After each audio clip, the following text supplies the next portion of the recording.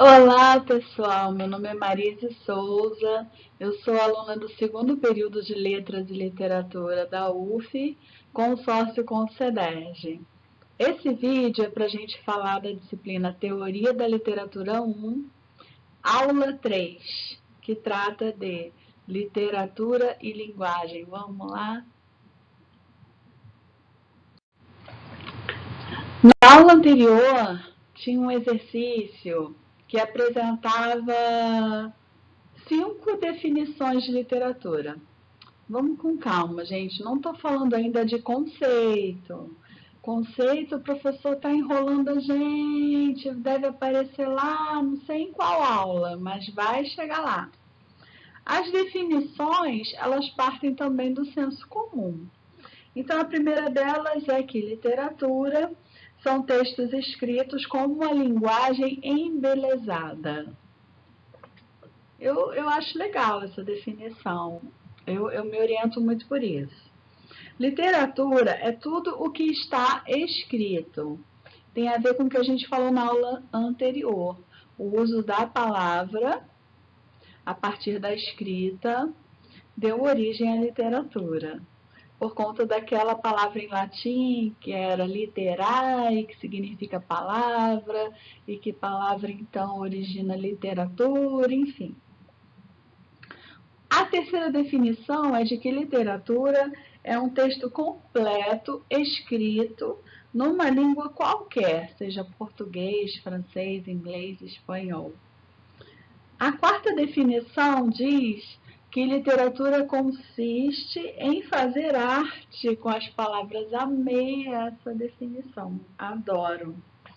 E a quinta definição é: literatura é a criação de novas possibilidades do uso da palavra. Vamos explorar um pouquinho essa quinta definição mais à frente. Eu estou aqui na rede, ó, gente.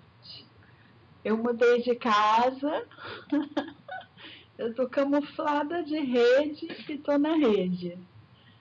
Tem outra rede lá fora, eu vou mostrar depois de manhã para vocês, quando estiver claro o dia. Agora estamos quase entrando na madrugada. Então, continuando. Bom, o elemento básico da literatura, é óbvio, é a língua natural. Sem a língua natural, a gente não faz literatura. E aí a gente consegue diferenciar um pouco a literatura da linguagem não verbal. Por quê? A literatura usa o verbo, e no português erudito, verbo significa palavra. Já as outras artes, como por exemplo a escultura, a pintura, a dança, enfim, usam a linguagem não verbal. Isso é que diferencia a literatura das outras artes. Outra coisa importante que caracteriza a literatura é o respeito às regras estruturais das línguas naturais. Então, eu tenho que ter bastante cuidado ao escrever uma obra literária em respeitar a sintaxe, a gramática, a morfossintaxe, enfim, tudo isso. Gente, olha que coisa fofa essa foto de Guimarães Rosa. Ele amava gatinhos e eu já amo Guimarães Rosa antes de saber que ele amava gatinhos. A literatura é a criação de novas possibilidades de uso da palavra. Foi a quinta definição que a gente apresentou no início desse vídeo. E aí existe um conto de Guimarães Rosa chamado A Terceira Margem do Rio, onde lá no conto ele cria uma nova possibilidade de uso da palavra. Vamos ver? Depois de tamanhos anos decorridos, o que ele fez? O uso que a gente daria, né, a uma palavra mais usual seria depois de tantos anos decorridos. Mas Guimarães Rosa, ele ressignificou, vamos dizer assim, a palavra tamanho. e desvinculou a palavra tamanho do sentido de, vamos dizer assim, do sentido concreto, né?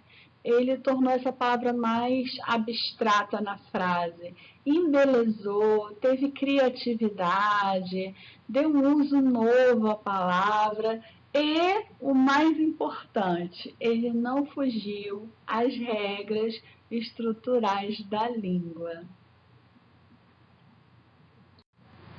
Nesse tópico, a gente vai falar um pouquinho sobre o uso cotidiano da linguagem e o uso da linguagem na obra literária. Então, quando a gente usa a linguagem cotidianamente, normalmente isso se dá no texto oral, a gente conversando, e muitas vezes a gente nem lembra o conteúdo dessa conversa. Se foi uma conversa, sei lá, mês passado, a gente aí que não lembra mesmo, né? A não ser que a conversa tenha um significado muito importante para a nossa vida. Então, o texto oral, ele não tem esse caráter de permanência. Ele é usado para um determinado momento e se esgota ali naquele momento. Ao passo que o texto escrito, mesmo que ele registre diálogos entre personagens, esses diálogos eles vão permanecer na obra literária. Muitas vezes, a gente lê uma obra literária de um autor já falecido, quando aqueles diálogos foram escritos, sei lá, 30 anos atrás, e os diálogos permanecem os mesmos, não houve mudança até hoje. É só a gente ter acesso à obra literária. Os próximos slides eu fui buscar lá do semestre passado, das aulas de Linguística 1 e Português 1. Porque nessa aula o professor fala das funções da linguagem. E a função da linguagem que se destaca na literatura é a função poética. Vamos relembrar esse vídeo? Olha que legal essa aula, gente.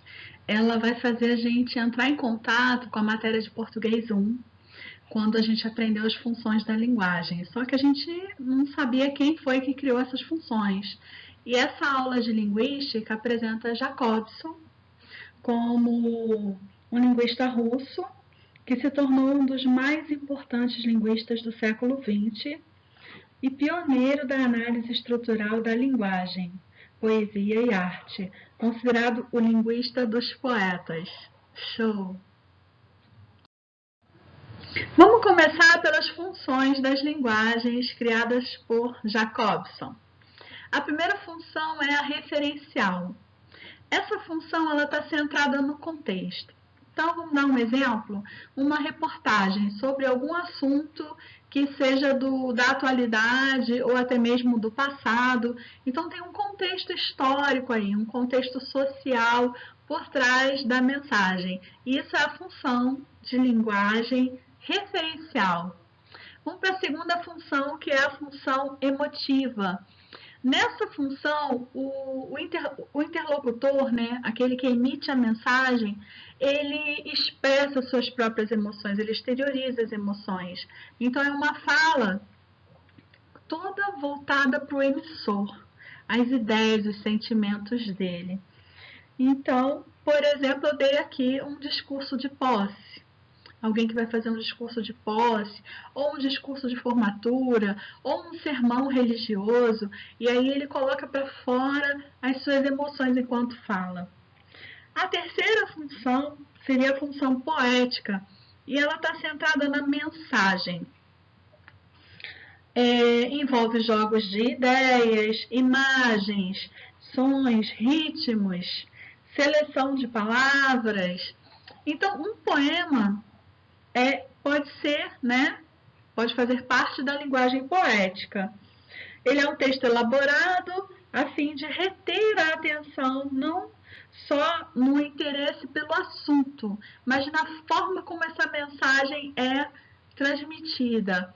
Então, ela é centrada não no conteúdo, mas na maneira, assim, nas características escolhidas para elaborar aquele texto, aquela mensagem. E aí é interessante porque nessa aula a gente vai falar muito dessa função poética, que foi uma das maiores contribuições, por isso que Jacobson é considerado o linguista dos poetas. Essa frase que está aqui no finalzinho do slide, ela é muito importante, que diz assim: qualquer tentativa de reduzir a esfera da função poética à poesia, ou de confinar a poesia à função poética, seria uma simplificação excessiva e enganatória. Prosseguindo nas funções da linguagem formuladas por Jacobson, a gente tem a quarta função, que é a conativa. Ela está centrada no destinatário.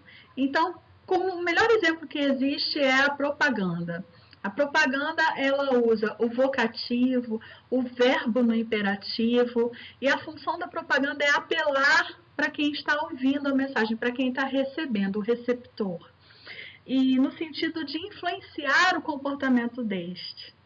A próxima função é a função fática, e ela está centrada no contato, ou seja, qual é o meio de comunicação usado para se transmitir essa mensagem, né? E aí a gente pensa que meio, de repente, é só um telefone, ou então um e-mail, ou seja lá qual for. O meio pode ser também assim, o tete a tete, cara a cara.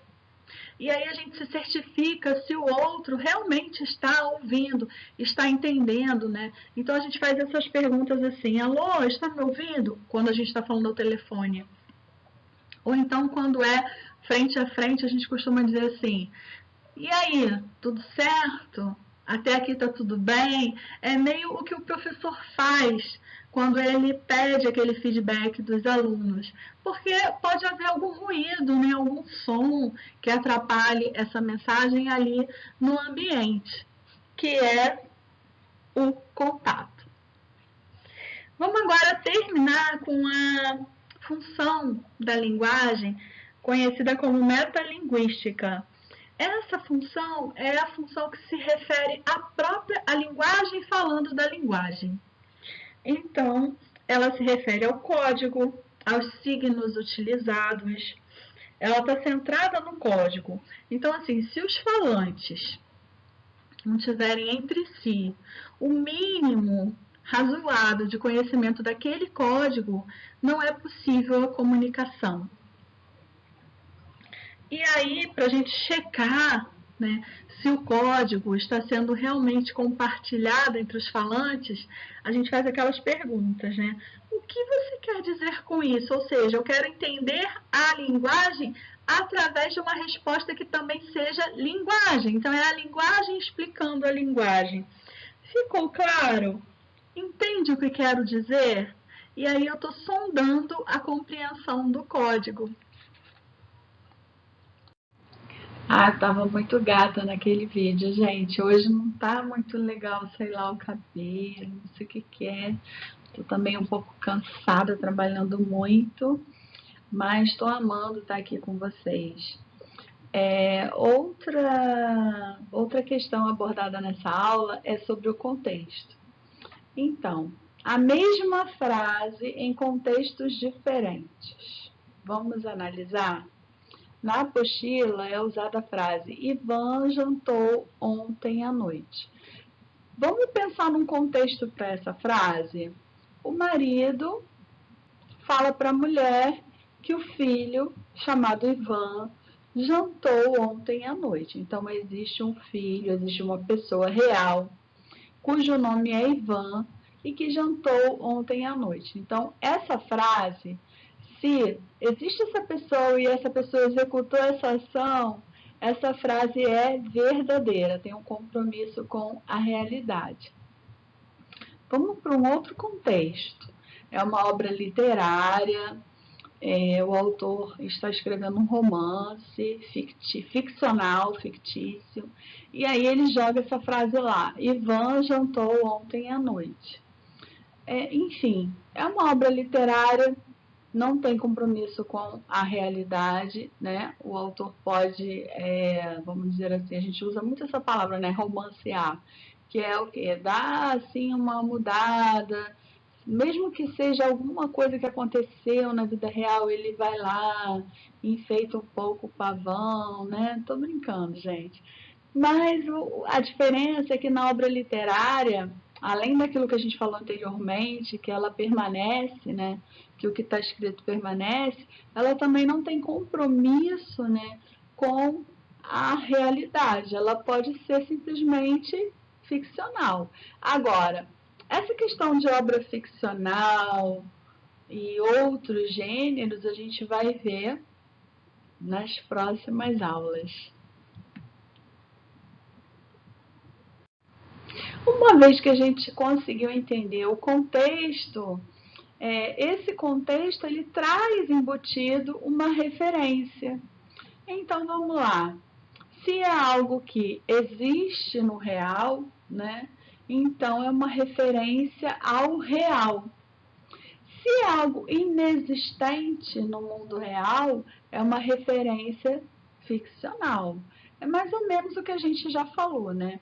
E aqui a gente tem dois exemplos de períodos literários com essas referências. Então, quando a referência existe no real, a gente encontra isso no período do realismo, que é um período literário do século XIX. Quando inexiste no real, é o surrealismo, que é um período literário do século XX. Bons estudos! Até o próximo vídeo!